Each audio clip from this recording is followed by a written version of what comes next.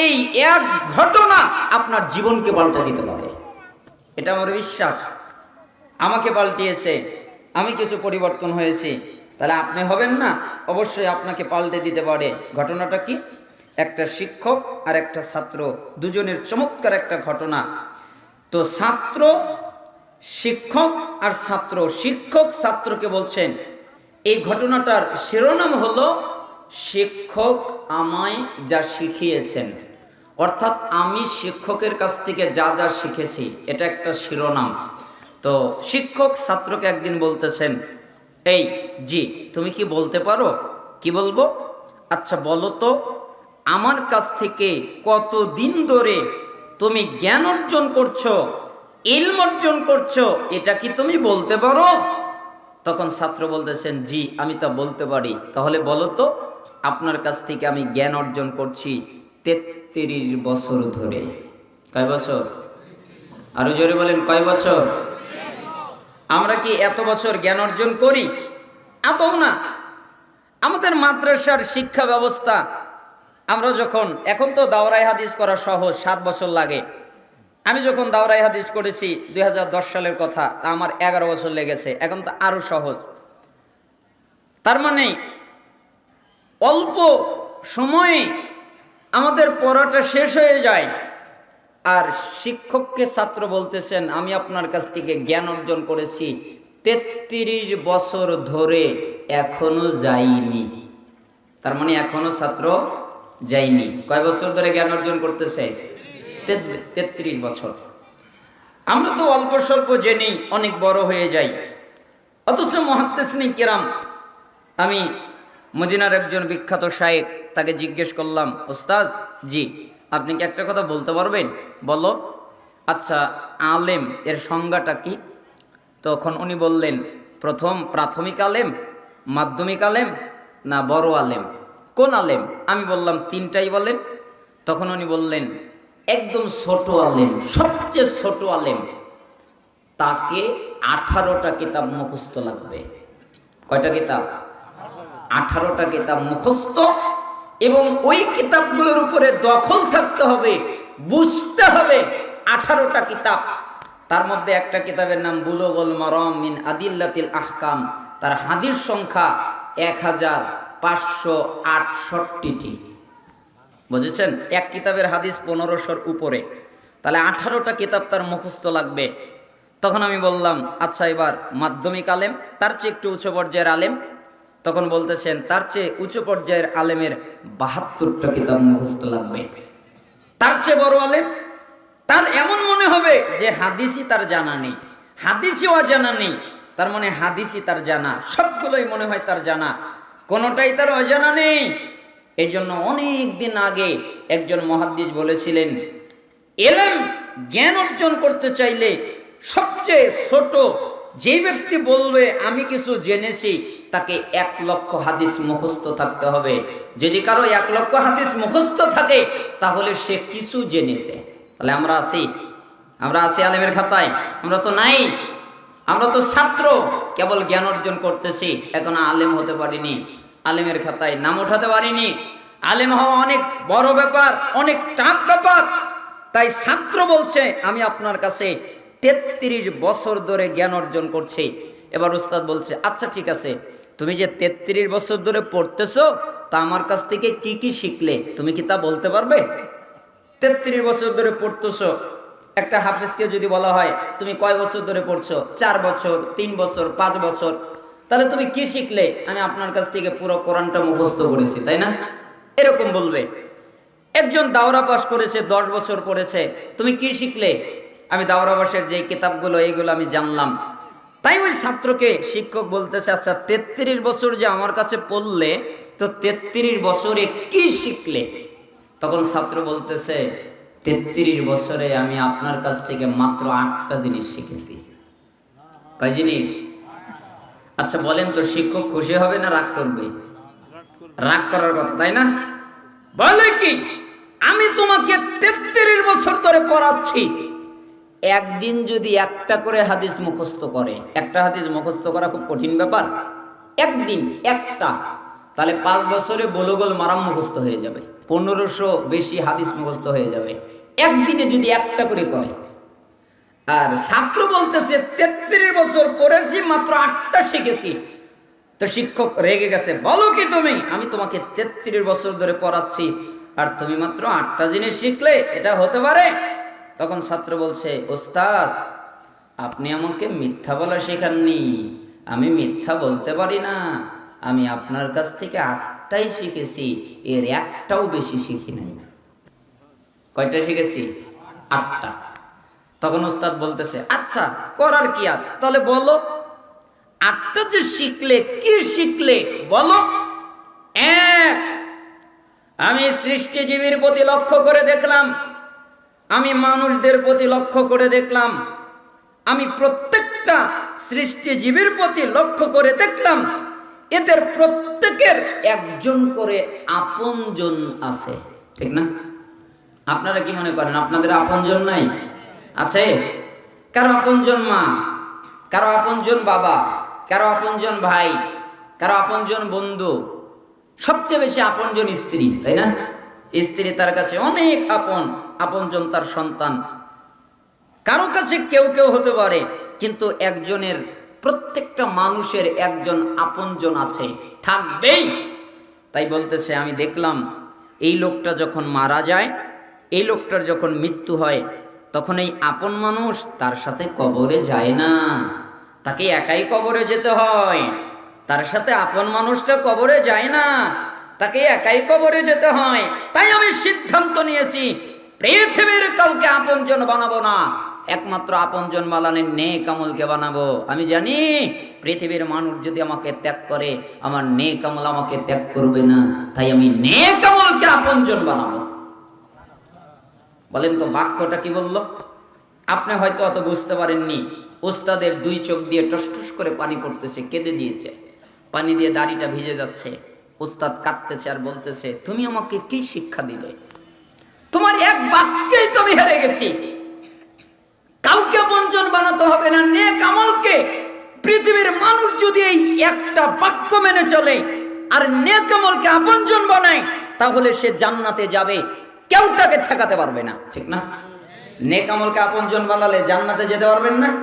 আপনজনই নেক আমল, কারণ নেক আমল আপনাকে কখনো ত্যাগ করবে না, নেক আমল কখনো আপনাকে ছেড়ে যাবে না। তাই আমি নেক আমলকে আপনজন বানিয়েছি। আমি জানি পৃথিবীর মানুষকে আপনজন বানালে পৃথিবীর মানুষ আমাকে ছেড়ে চলে যাবে, কিন্তু নেক আমলকে আপনজন বানালে নেক আমল আমাকে ছেড়ে চলে যাবে না। তাই আমি নেক আমলকে আপনজন বানিয়েছি। ওস্তাদ 2, আপনি আমাকে শিক্ষা দিয়েছেন, আল্লাহ তাআলা বলেছেন, ওয়াম্মা মান খাফা মাকামা রাব্বিহি ওয়া নাহান নাফসা আনিল হাওয়া ফাইনাল জান্নাতা হিয়াল মাওয়া। যেই ব্যক্তি তার রবের সামনে দাঁড়াতে ভয় করে, হায় হায় হায় আমি পাপ করছি, আমি অপরাধ করছি, আমি অন্যায় করছি, আমি গুনাহ করছি, আমি জুলুম করছি, আমি আমার রবের সামনে কিভাবে দাঁড়াবো, আমি আমার আল্লাহর সামনে কিভাবে দাঁড়াবো? যেই ব্যক্তি তার রবের সামনে দাঁড়াতে ভয় করে এবং প্রবৃত্তি যা বলে তার উল্টা কথাই চলে, প্রবৃত্তি মতো চলে না। প্রবৃত্তি বলে জিনা কর, জিনা করে না। প্রবৃত্তি বলে সুদ খা, সুদ খায় না। প্রবৃত্তি বলে ঘুষ খা, ঘুষ খায় না। প্রবৃত্তি বলে মিথ্যা বল, মিথ্যা বলে না। প্রবৃত্তি বলে জুলুম কর, জুলুম করে না। প্রবৃত্তি বলে গীবাত কর, গীবাত করে না। তার মানে প্রবৃত্তি যা বলে তার উল্টা চলে, প্রবৃত্তির মতো চলে না। 1, আল্লাহর সামনে দাঁড়াতে ভয়। 2, প্রবৃত্তির কামনা বাসনা থেকে বেঁচে চলে। আল্লাহ তাআলা বলেছেন, ফা ইন্নাল জান্নাতা হিয়াল মাওয়া, তার একমাত্র ঠিকানা জান্নাত, মাওয়া জান্নাত, জান্নাতই তার ঠিকানা, জান্নাত ছাড়া তার ঠিকানাই নাই। বলেন তো ঠিকানার নাম কি? জান্নাত। কয়টা কাজ করলে? 2টা। 1, আল্লাহর সামনে দাঁড়াতে ভয় পেলে। 2, প্রবৃত্তির কামনা বাসনা থেকে বেঁচে চললে। ওস্তাদ এটা আপনি আমাকে শিখিয়েছেন। ভয় দেখবেন, আপনাকে একটু ভয় দেখাই। আমরা তো আল্লাহকে অত ভয় পাই না, আমাদের ভিতরে তো অত ভয় নেই। সাহাবীদের ভিতরে ছিল মায়েজ বিন মালিক, তার নাম শুনেছেন না? মায়েজ বিন মালিক একবার মুহাম্মদ সাল্লাল্লাহু আলাইহি সাল্লামের কাছে আসলেন জিনা করে। মুহাম্মদ জি আপনি আমাকে পবিত্র করেন। মুহাম্মদ সাল্লাল্লাহু আলাইহি সাল্লাম বুঝতে পারলেন হয়তোবা সে জিনা করেছে, তাই তাকে বললেন, যাও আল্লাহর কাছে মাফ চাও, আল্লাহর কাছে ক্ষমা চাও, আল্লাহ তোমাকে মাফ করে দেবে, আল্লাহ তোমাকে ক্ষমা করে দেবে, যাও চলে যাও। মাইজ বিন মালিক চলে যাচ্ছিলেন, কিছুক্ষণ পরে আবার ঘুরলেন, মুহাম্মদ সাল্লাল্লাহু আলাইহি সাল্লামের কাছে আসলেন। মুহাম্মদ জি, আপনি আমাকে পবিত্র করেন। তুমি কি আমার কথা বুঝতে পারছো না? আমি তোমাকে বলছি আল্লাহর কাছে মাফ চাও, আল্লাহর কাছে ক্ষমা চাও, আল্লাহ তোমাকে মাফ করে দিবে, আল্লাহ তোমাকে ক্ষমা করে দিবে, যাও চলে যাও। চলে যাচ্ছিল, কিছুক্ষণ পরে কিছু দূর গিয়ে আবার ব্যাক করলো, মুহাম্মদ জি, আপনি আমাকে পবিত্র করেন। আরে তুমি কি আমার কথা বুঝতে পারছো না? আমি তোমাকে বলছি আল্লাহর কাছে মাফ চাও, ক্ষমা চাও, আল্লাহ মাফ করে দিবে, ক্ষমা করে দিবে। চলে গেল, এরপরে আবার ঘুরে আসলো, মুহাম্মদ জি, আপনি আমাকে পবিত্র করেন। চতুর্থবার যখন আসলো তখন মুহাম্মদ সাল্লাল্লাহু আলাইহি সাল্লাম বললেন, লোকটা কি পাগল যে আমার কথা বোঝে না? আমি ওকে বলছি আল্লাহর কাছে মাফ চাও, আল্লাহর কাছে ক্ষমা চাও, আল্লাহ মাফ করে দিবে, আল্লাহ ক্ষমা করে দিবে। লোকটা কি পাগল যে আমার কথা বোঝে না? সাহাবীরা বলছেন, জি না, আমরা তাকে ভালো মনে করে জানি, এ পাগল নয়। তখন বললেন, ও তাহলে মদ পান করেছে তাই না? যেই কারণে বিবেকটা হারিয়ে গেছে, বিবেকটা কাজ করছে না, মনে হয় মদ পান করেছে। একজন সাহাবী নাক দিয়ে মুখের সামনে নিয়ে গিয়ে বললেন, জি না, মদ পান করে নাই। তো পাগলও না, মদ পানও করে নাই, তা আমার কথা বোঝে না কেন? আমি ওকে বলছি আল্লাহর কাছে মাফ চাও, আল্লাহর কাছে ক্ষমা চাও, আল্লাহ মাফ করে দিবে, ক্ষমা করে দিবে, আমার কথা বোঝে না কেন? তখন মায়েসকে আল্লাহ রাসূল সাল্লাল্লাহু আলাইহি সাল্লাম বললেন, বলো আল্লাহর নবী, মানুষ যেটা বৈধভাবে করে আমি সেটা অবৈধভাবে করেছি, আমি জিনা করেছি, আপনি আমাকে পবিত্র করেন। মুহাম্মদ সাল্লাল্লাহু আলাইহি সাল্লাম এই বাক্যটা বললেন। মুহাদ্দিসিনে কেরাম বলতেছেন, শব্দের ব্যাখ্যাটা যে কত গভীর এটা সবাই বুঝতে পারেনি, তবে অধিকাংশ মুহাদ্দিসিনে কেরাম বলছেন মানে বোঝাতে চাচ্ছিলেন, তুমি কি করলে, কেন তুমি আল্লাহর কাছে মাপ চাইলে না, কেন তুমি আমাকে বললে তো আমি বিচার করব, আমার কোনো উপায় নেই, আমার হাত পা বাঁধা, আল্লাহ আমাকে যা বলবে আমি তাই করব, আমার কিছু করার নেই। তাই মুহাম্মদ সাল্লাল্লাহু আলাইহি সাল্লাম বললেন, তুমি যদি আল্লাহর কাছে মাপ চাইতে কতই না ভালো হতো। তাই সাহাবীদেরকে বললেন, সাহাবীরা যে মাইসকে নিয়ে যাও, মাটি গর্ত করো, কোমর পর্যন্ত তাকে গাড়ো, পাথর মেরে মেরে তাকে হত্যা করে ফেলো, পাথর মেরে মেরে তাকে হত্যা করো। ফাঁসিতে ঝোলানো কম শাস্তি, কম কষ্ট হয়, গলা কেটে দিলে কম কষ্ট হয়, কিন্তু পাথর মেরে মেরে হত্যা করা মানে জটিল কঠিন ব্যাপার। সাহাবী জানতেন যে আমার পাপ যদি প্রকাশ হয়ে যায়, আমি বিবাহিত, আমাকে পাথর মেরে রজম করা হবে, একথা সাহাবী জানতেন। তারপরে আল্লাহকে ভয় করতেন যে আমি আল্লাহর সামনে কিভাবে দাঁড়াবো।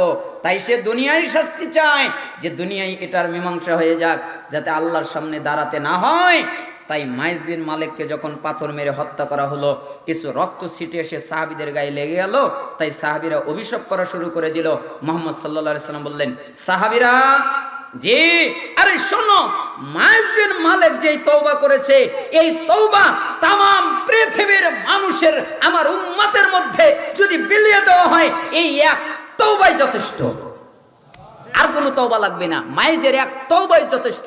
আর তোমরা মাইজকে উপহাস করছো, মাইজের ব্যাপারে তোমরা কুধারণা করছো, অভিশাপ করছো, এক তওবাই যথেষ্ট।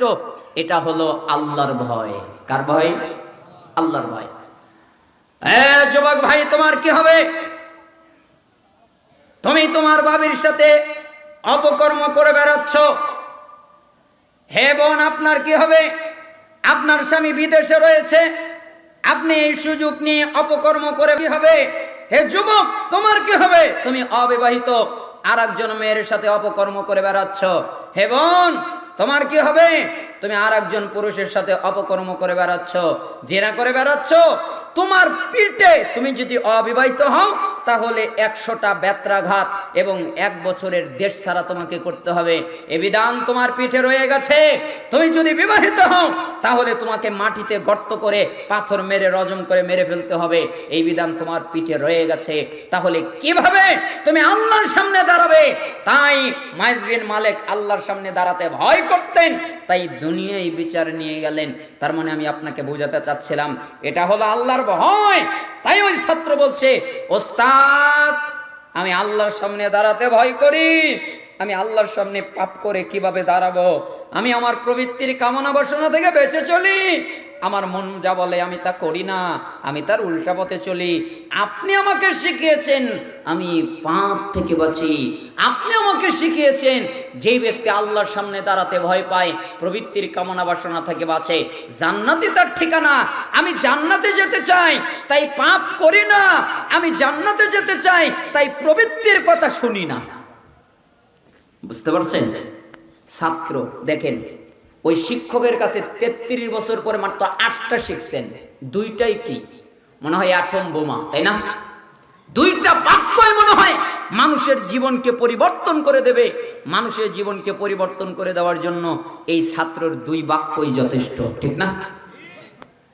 এবার ছাত্র বলছেন, 3 আমি সৃষ্টিজীবীর প্রতি লক্ষ্য করে দেখলাম প্রত্যেকটা মানুষের দামি জিনিস আছে, এই দামি জিনিস দামি জায়গায় রাখে।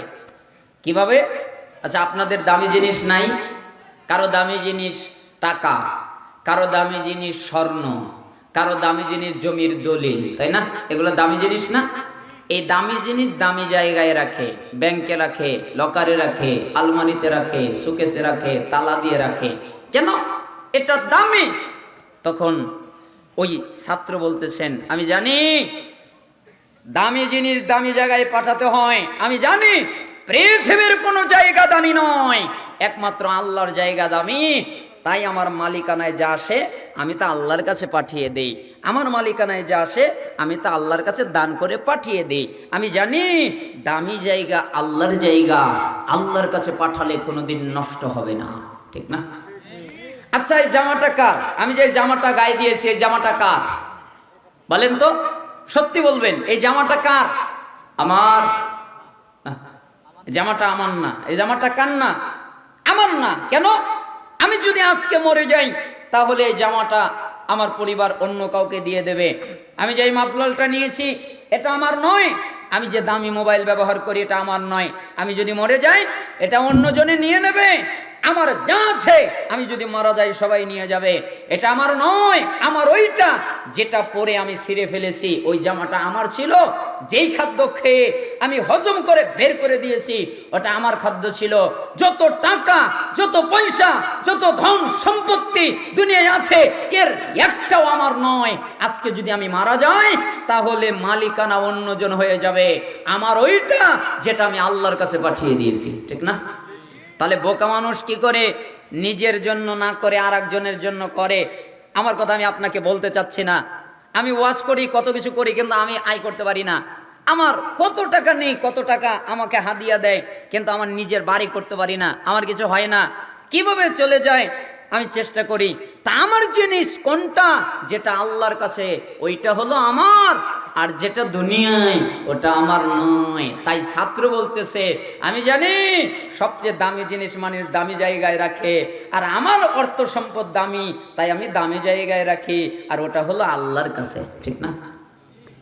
4, আমি জানি প্রত্যেকটা মানুষ নিজেকে আভিজাত্য মনে করে, নিজেকে সম্মানিত মনে করে আমি সম্মানিত, আমি দামি, এটা তারা মনে করে, কিন্তু আমি তা করি না। কেন? আপনি আমাকে শিখিয়েছেন যে যেই ব্যক্তি তাকওয়াবান, যেই ব্যক্তি ওই ব্যক্তি তাকওয়া, ওই ব্যক্তি আভিজাত্য, ওই ব্যক্তি সম্মানিত। আল্লাহ তাআলা বলেছেন যেই ব্যক্তি তাকওয়াবান এই হলো সম্মানিত। আচ্ছা বলেন তো, তাম পৃথিবীর মানুষ আপনাকে খারাপ বলে, একমাত্র আল্লাহ আপনাকে ভালো বলে, আপনার ক্ষতি আছে? তাম পৃথিবীর সমস্ত মানুষ আপনাকে ভালো বলে, একমাত্র আল্লাহ আপনাকে খারাপ বলে, আপনার কোনো লাভ আছে? নেই। তাই ওই ছাত্র বলতেছেন আল্লাহ তাআলা বলেছেন সবচেয়ে বেশি আভিজাত্য দামি ওই ব্যক্তি যেই ব্যক্তি তাকওয়াবান, তার মানে আল্লাহর সামনে দাঁড়াতে ভয় পায়। তাই আমি তাকওয়াবান হওয়ার চেষ্টা করি, তাহলে আমি দামি হতে পারবো। আমি জানি দুনিয়ায় কারো কাছে দামি হলেই আমি দামি নয়, দুনিয়ার কারো কাছে কম দামি হলেই আমি কম দামি নয়, আল্লাহর কাছে দামি হলে আমি দামি, আল্লাহর কাছে কম দামি হলে আমি কম দামি। তাই আমি আল্লাহর কাছে দামি হওয়ার চেষ্টা করি, আল্লাহর কাছে আভিজাত্য হওয়ার চেষ্টা করি। আর এর একমাত্র পথ হচ্ছে তাকওয়া অবলম্বন করা। তাকওয়া মানে সমস্ত পাপ থেকে বেঁচে চলা। 5, আমি সৃষ্টিজীবের প্রতি লক্ষ্য করে দেখলাম এরা একজন আর একজনকে অভিশাপ দেয়, একজন আর একজনকে দোষারোপ করে, একজন আর একজনকে হিংসা করে। আল্লাহ তাআলা বলেছেন আমি প্রত্যেকের রিজিক তাকে বন্টন করে দিয়েছি, এটা আমি জানি। আর আমি এও জানি আমার রিজিক অন্য কেউ খাবে না, অন্যজনের রিজিক আমি পাবো না। আমার যেই গুণ এটা আমারই আছে, অন্য কেউ নিতে পারবে না। আর অন্যজনের যা গুণ ওটা তারই আছে, আমি নিতে পারবো না। তাই আমি শিখেছি আমি কারো প্রতি দোষারোপ করি না, আমি কাউকে অভিশাপ দেই না, আমি কারোর সাথে হিংসা করি না। এটা আমি আপনার কাছ থেকে শিখেছি। আচ্ছা, আপনারা কি আমার কথায় রাগ করতেছেন? আলোচনাকে এখনই শেষ করে দিব।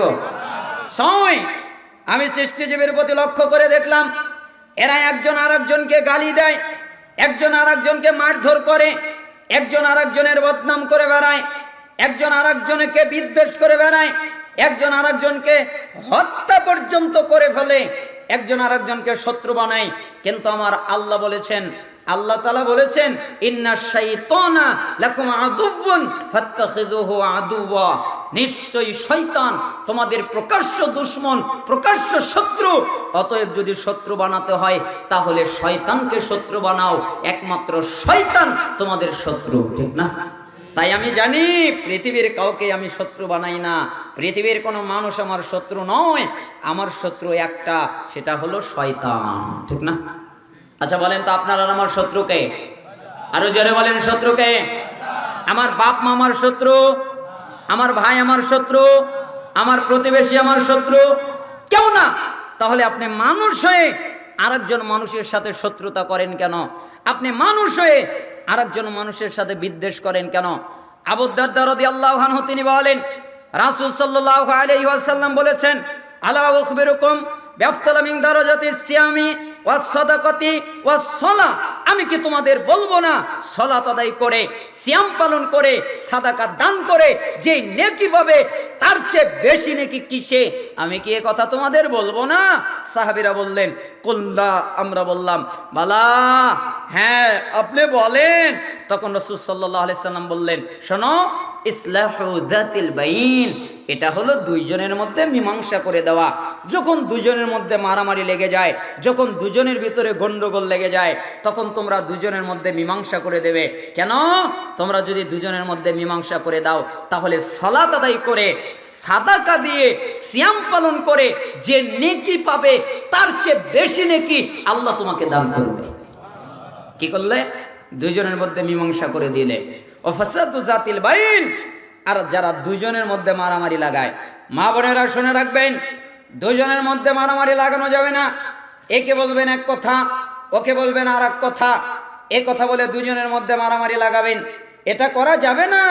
যারা দুজনের মধ্যে মারামারি লাগায় হিয়াল হালিকা, এরা হলো মুন্ডনকারী। মিশকাতের 5038 নম্বর হাদিস। হুজুর আপনার বাক্য বুঝলাম না, মুন্ডনকারী মানে কি? জুবাইর রাদিয়াল্লাহু আনহু বলেন রাসূল সাল্লাল্লাহু আলাইহি ওয়াসাল্লাম বলেছেন দাব্বা ইলাইকুম দাউল উমামি ক্বাবলাকুমুল হাসাদ ওয়াল বাগদাউ হিয়াল হালিকা লা আকুলু তাহলিকুশ শার ওয়ালাকিন তাহলিকুদ দ্বীন। বিগত উম্মতের ব্যাধি তোমাদের মধ্যে বিস্তার লাভ করেছে, বিগত উম্মতের ব্যাধি তোমাদের মধ্যে ছড়িয়ে গেছে। বিগত উম্মতের ব্যাধি কি তা কি তোমরা জানো? বিগত উম্মতের ব্যাধি হলো বিদ্বেষ, বিগত উম্মতের ব্যাধি হলো ঘৃণা, বিগত উম্মতের ব্যাধি হলো হিংসা। এটা তোমাদের মধ্যে ছড়িয়ে গেছে, এটা হলো মুন্ডনকারী। আরে আমি এই মুন্ডন দ্বারা মাথার চুলকে মুন্ডন করা বোঝাইনি। তোমাদের যে একটা ইসলাম আছে, তোমাদের যে একটা দিন আছে, এই দিনের মাথা কেটে দিলে যা হয়, হিংসা বিদ্বেষ ঘৃণা করলে এই একই পাপ হয়। মিশকাত 5039 নম্বর হাদিস। আমার কিছু করার নেই। ইবনে ওমর রাদিয়াল্লাহু আনহুমা তিনি বলেন রাসূল সাল্লাল্লাহু আলাইহি ওয়াসাল্লাম একদিন তিনি বের হয়ে আসলেন, এরপরে মিম্বারের উপরে উঠলেন, এরপরে হাত উঁচু করলেন, এরপরে বললেন, ইয়া মাশারা মান আসলামা বিলিসানিহি ওয়া লাম ইফদিল ঈমানু ইলা কলবিহি লা তুযুল মুসলিমিন ওয়া লা তুআইরুহুম ওয়া লা তাত্তাবিউ আওরাতিহিম।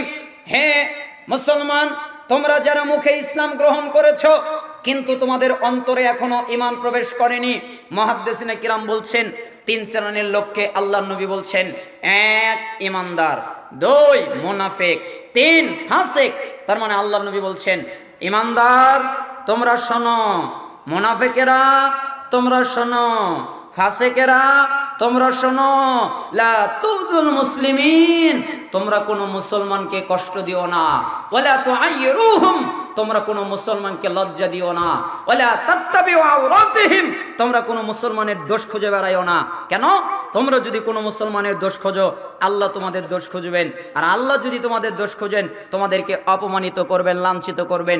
তোমরা যদি তোমাদের ঘরের মধ্যেও থাকো, তার মানে আমরা বুঝতে পারতেছি যে বিদ্বেষ করা যাবে না, ঘৃণা করা যাবে না, হিংসা করা যাবে না, কাউকে কষ্ট দেওয়া যাবে না, কাউকে লজ্জা দেওয়া যাবে না, কারো দোষ খুঁজে বেড়ানো যাবে না।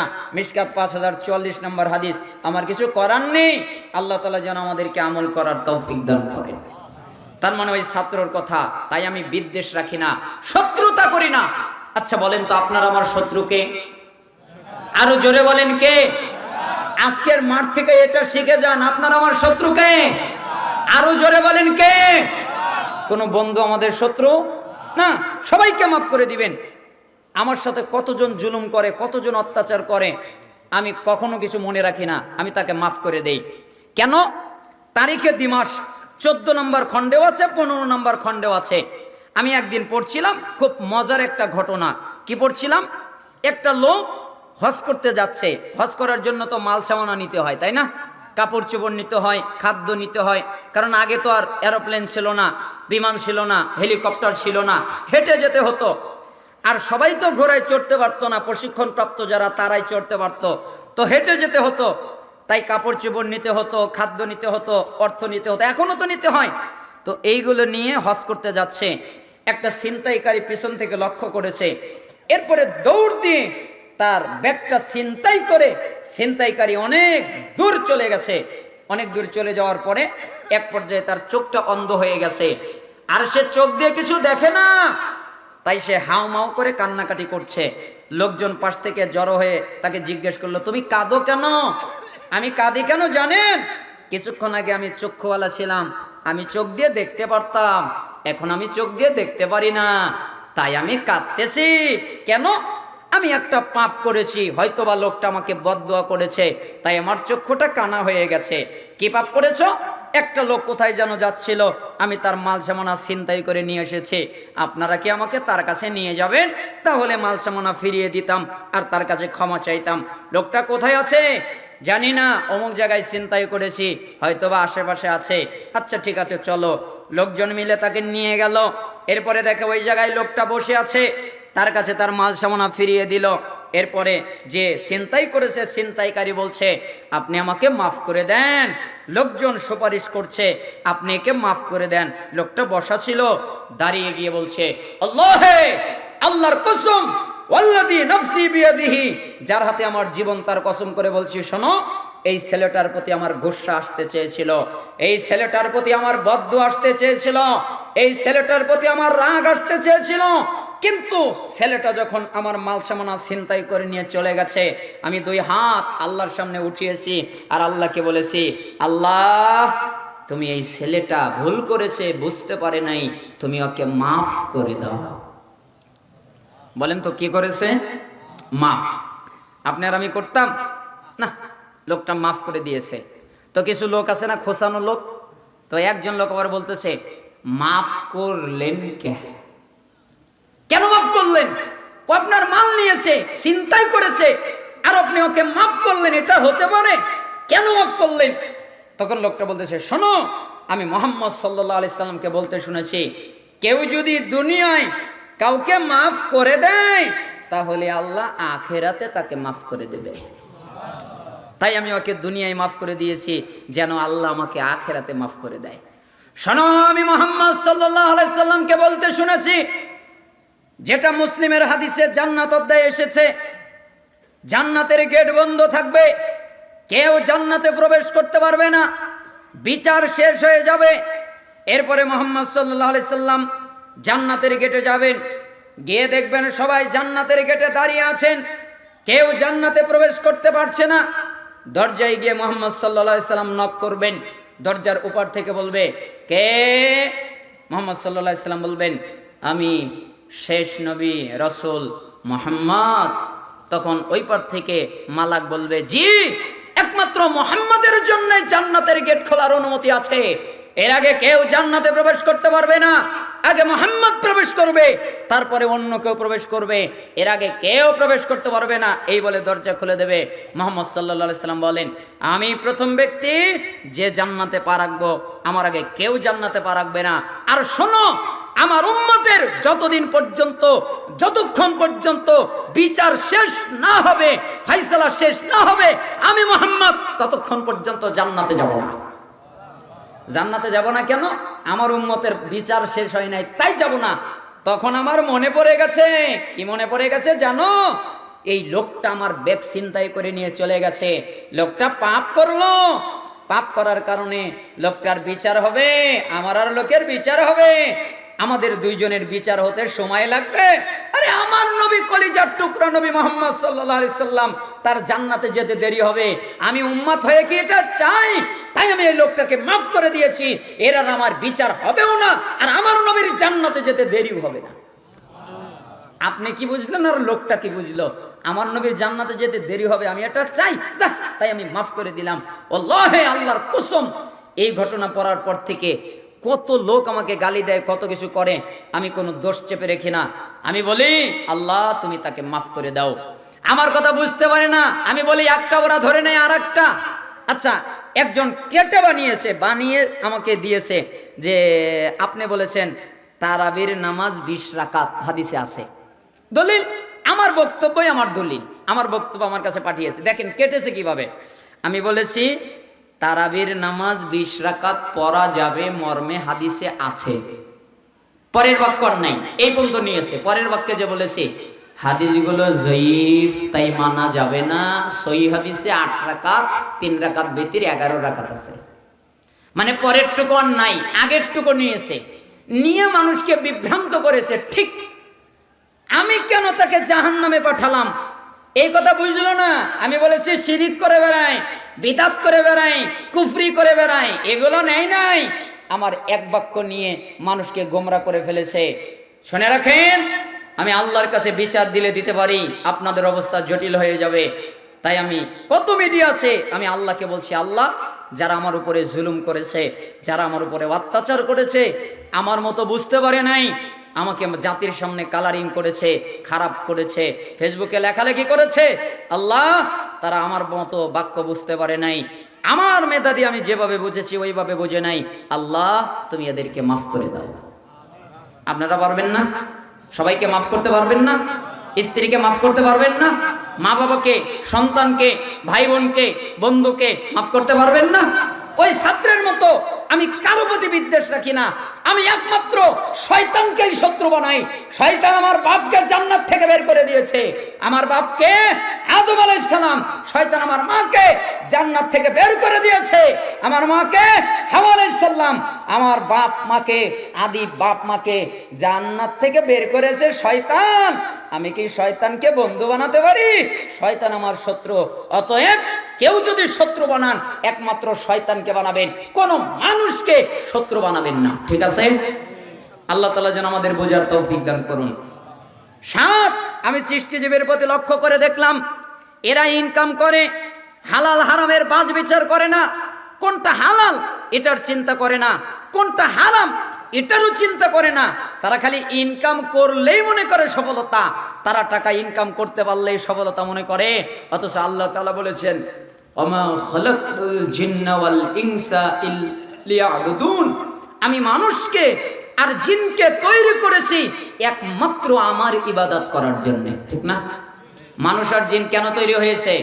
আল্লাহর ইবাদত করবে। তাই মা উরিদু মিনহুম মির রিজকিন ওয়া মা উরিদু আইয়ুতঈমুন, আমি এদের কাছে রিজিক চাই না, যারা আমাকে রিজিক দেবে আমি এদের কাছে খাদ্য চাই না, যারা এরা আমাকে খাদ্য দেবে আমি এদের কাছে রিজিক চাই না, আমি এদের কাছে খাদ্য চাই না, কিছু চাই না।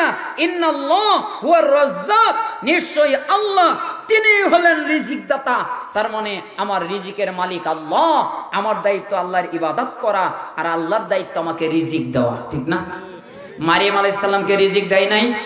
মারিয়াম আলাইহিস সালাম ইবাদত করতেন, ফলমল আল্লাহ তাআলা জান্নাত থেকে তাকে পাঠিয়ে দিতেন। জাকারিয়া আলাইহিস সালাম যখন ঘরে প্রবেশ করতেন তখন মারিয়াম আলাইহিস সালামকে জিজ্ঞেস করতেন, মা কি ব্যাপার, তুমি এই ফলগুলো কোথায় থেকে পেলে? নবী তো, তাই বুঝতে পারতো যে এটা তো দুনিয়ার কোনো ফল না। তখন মারিয়াম আলাইহিস সালাম বলতেন, আমি যেই রবের ইবাদত করি ওই রব আমাকে এগুলো পাঠায়। তার মানে আপনি যদি আল্লাহর ইবাদত করেন, রিজিকের দায়িত্ব কার? আল্লাহ। হাদিসে কুদসি ইবনে মাজাহ 4107 নম্বর হাদিস, আল্লাহ তাআলা বলেন, ইয়া ইবনে আদম, হে আদম সন্তান, তাফাররাক লিইবাদাতি, তোমরা আমার ইবাদত করো, আমলা সদরাকা গিনান ওয়াসুদ্দা ফাকরাক, আমি তোমাদের অন্তরটাকে ধনী বানিয়ে দিব, আর তোমাদের যত দরিদ্রতা আছে আমি আল্লাহ দূর করে দেব। তার মানে আল্লাহ বলতেছেন আমার ইবাদত করো, তাহলে কি হবে? তোমাদের অন্তর হবে ধনী, আর তোমাদের যত দরিদ্রতা আছে আমি আল্লাহ দূর করে দেব আমার ইবাদত করলে। এরপরে বলছেন, ওয়াইল্লাম তাফআল মালাতু সাদরাকা শুগলান ওয়ালাম আসুদ্দা ফাকরাক, তোমরা যদি আমার ইবাদত না করো, আমার দাসত্ব না করো, আমার বন্দেগী না করো, তাহলে আমি তোমাদের অন্তরে পেরেশানি দিয়ে যুক্ত করে দেব, আর তোমাদের দরিদ্রতা আমি আল্লাহ দূর করব না। তার মানে ইবাদত করলে দরিদ্রতা দূর হবে, আর ইবাদত না করলে দরিদ্রতা দূর হবে না। ইবনে মাজাহ 4107 নম্বর হাদিস, চকচকে হাদিস। তার মানে ছাত্র বলতেছেন, আমি জানি, এটা আমি বুঝি, আমার দায়িত্ব হালাল ইনকাম করা, আমার দায়িত্ব আল্লাহর ইবাদত করা, আর আল্লাহর দায়িত্ব আমাকে রিজিক দেওয়া, ঠিক না? ইন্নার রিজকা লা ইয়াতলুবুল আবদা কামা ইয়াতলুবুহু আজালুহু, বান্দার রিজিক তাকে ওইভাবে খোঁজে যেভাবে মৃত্যু তাকে খোঁজে। মৃত্যু যেরকম তার পিছনে পিছনে যায়, রিজিকও তার পিছনে পিছনে যায়। আর আমি সৃষ্টিজীবীর প্রতি লক্ষ্য করে দেখলাম, এরা একজন আরেকজনের উপরে ভরসা করে থাকে। কেউ ভরসা করে তার ক্ষমতার উপরে, কেউ ভরসা করে তার লোক বলের উপরে, কেউ ভরসা করে তার সম্পত্তি বাড়ি নিয়ে, কেউ ভরসা করে তার জমি জায়গা নিয়ে, কেউ ভরসা করে তার দৈহিক শক্তি নিয়ে। একজন এক একটা জিনিস নিয়ে ভরসা করে। আর আপনি আমাকে শিখিয়েছেন, আল্লাহ তাআলা বলেছেন, ওয়ামাইয়া তাওয়াক্কাল আলাল্লাহ ফাহুয়া হাসবুহ, যেই ব্যক্তি আল্লাহকে ভরসা, আল্লাহর প্রতি ভরসা করে, আল্লাহ তার জন্য যথেষ্ট, ঠিক না? আল্লাহর উপরে ভরসা করলে আল্লাহ কি যথেষ্ট। তার মানে আল্লাহর উপরে ভরসা করতে হবে। তাই আমি কারো উপরে ভরসা করি না, আমি আল্লাহর উপরে ভরসা করি। আমি জানি আল্লাহর উপরে ভরসা করলে আল্লাহ আমার জন্য যথেষ্ট। 8টা কথা মনে থাকবে না? 1, নেক আমলকে আপনজন বানাবেন। কাকে আপনজন বানাবেন? নেক আমল। 2, আল্লাহর সামনে দাঁড়াতে ভয় করবেন, আর প্রবৃত্তির কামনা বাসনা থেকে বেঁচে চলবেন। 3, সবচেয়ে দামি জিনিস, দামি বস্তু আল্লাহর কাছে পাঠিয়ে দেবেন। 4, আপনি সবচেয়ে আভিজাত্য সম্মানিত তখন হবেন যখন আপনি তাকওয়াবান হবেন, তার মানে তাকওয়া অবলম্বন করবেন।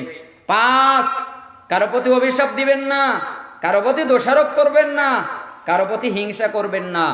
6, কারো প্রতি বিদ্বেষ করবেন না, কারো প্রতি শত্রুতা করবেন না, কারোর সাথে মারামারি করবেন না। যদি শত্রুতা করতে হয় একমাত্র শয়তানের সাথে শত্রুতা করবেন। 7, হালাল পথে ইনকাম করবেন, হারাম পথে ইনকাম করবেন না। আর আপনার কাজ আল্লাহর ইবাদত করা, আর আল্লাহর দায়িত্ব আপনাকে রিজিক দেওয়া। 8, আপনি আল্লাহর উপরে ভরসা করবেন, তাহলে আল্লাহ আপনার জন্য যথেষ্ট। 8টা কথা মনে থাকবে না? 8টা জিনিস যদি পালন করতে পারেন আপনার জীবন এমনিতেই পরিবর্তন হয়ে যাবে, তাই না? ও সময় তো পার হয়ে গেছে গো। এক নসিহাতে আমাদের 12টা বেজে গেছে। আমরা সম্পূর্ণ আলোচনা করতে না পারায় দুঃখিত, আমাকে মাফ করবেন। ফোনে গান বা নাটক বা টিভিতে কোনো ছবি দেখলে ওই অজুতে কি আর নামাজ হবে? আপনার এত শখ যে অজু করে আপনার টিভিতে গান ছবি মুভি দেখতে হবে? হ্যাঁ, হলো খারাপ কাজ। আপনি যদি গান বাজনা বাদ্যযন্ত্র শোনেন, তাহলে জান্নাতে যে গান বাজনা বাদ্যযন্ত্র হবে আল্লাহ আপনাকে ওটা শুনতে দিবেন না, ওটা থেকে আপনাকে বঞ্চিত করবেন। আপনার ওযু ভাঙবে না, কিন্তু পাপ হবে। অতএব আপনি পাপের কাজ করবেন না। আসসালামু আলাইকুম। ওয়ালাইকুম আসসালাম। ইসলামে মরা মাছ খাওয়া যাবে, কিন্তু মরা মুরগি খাওয়া কেন যাবে না? হাদিসে নাই, তাই খাওয়া যাবে না। বিসমিল্লাহির রহমানির রহিম। নামদারি হানাফি মসজিদে সালাত আদায় করলে সালাত হবে কি? তার আকীদায় যদি কুফরি থাকে, সে যদি বিশ্বাস করে যে আল্লাহ সর্বত্র বিরাজমান, সে যদি বিশ্বাস করে মুহাম্মদ সাল্লাল্লাহু আলাইহি সাল্লাম নূরের তৈরি, সে যদি বিশ্বাস করে যে মুহাম্মদ সাল্লাল্লাহু আলাইহি সাল্লাম হাজির নাজির, সে যদি মাজারে গিয়ে সেজদা করে, মাজারে গিয়ে কিছু চায়, তাহলে তার পিছনে সালাত হবে না। কিন্তু যতক্ষণ পর্যন্ত সে কাফের না হবে, মুসলিম থাকবে, বিদআত করলেও তার পিছনে সালাত আদায় জায়েজ হবে। বেদাতি হুজুরের পিছনে সালাত আদায় করলে জায়েজ হবে, বলে দিয়েছি। বর্তমানে এক বক্তা আরেক বক্তাকে কিউট বয়, প্লে বয় বলে একজন আলেম হিসেবে নামকে ব্যঙ্গ করাটা কি ঠিক? এটা উচিত না, এটা সৌন্দর্য না, এরকম বলা উচিত নয়। অনেক মাদ্রাসায় শহীদ মিনার এবং পতাকা উত্তোলন করা হয়, ওইসব মাদ্রাসা থেকে ইলম অর্জন করা যাবে কি? ইলম অর্জন করা এক জিনিস, আর ওটা আর এক জিনিস। বর্তমানে পরকীয়ার পরিণাম 98%। এরোদের যুবকদের করণীয় কি?